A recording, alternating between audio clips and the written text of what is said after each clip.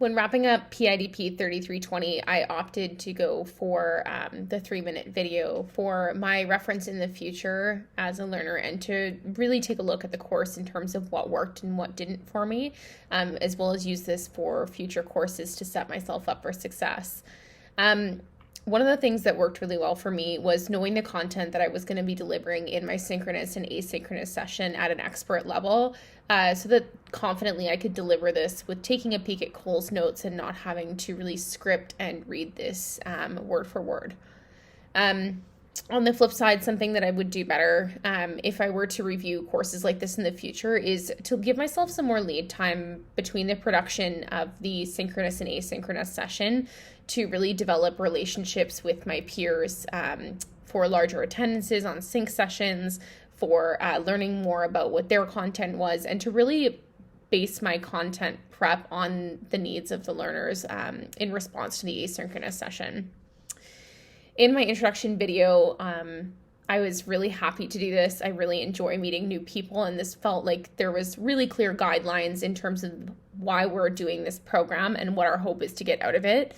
The biggest learning was for me is rehearsing this a couple times through to make sure that I wasn't speeding through, that I was making eye contact, and that I felt like I was actually speaking to a person and not just a camera.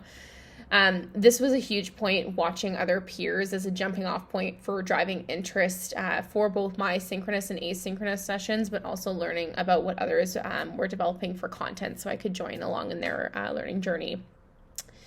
In terms of the async and sync sessions, following the advice of creating a script was really, really successful for me.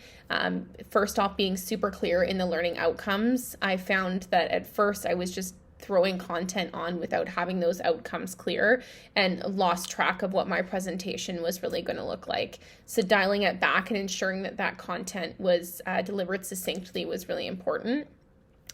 In the asynchronous session, something that was really effective for me was aligning the background of my video to the content that I was delivering to really create that seamless feeling.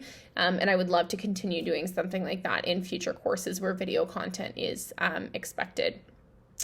Adding additional facts to a presentation that weren't necessarily on the slides was really engaging for me and great to encourage conversation between peers that were in the sessions. The other part was a bit challenging for me, but also really exciting, was knowing our audience. And when developing content, I found like I had so much information and had challenges reeling back.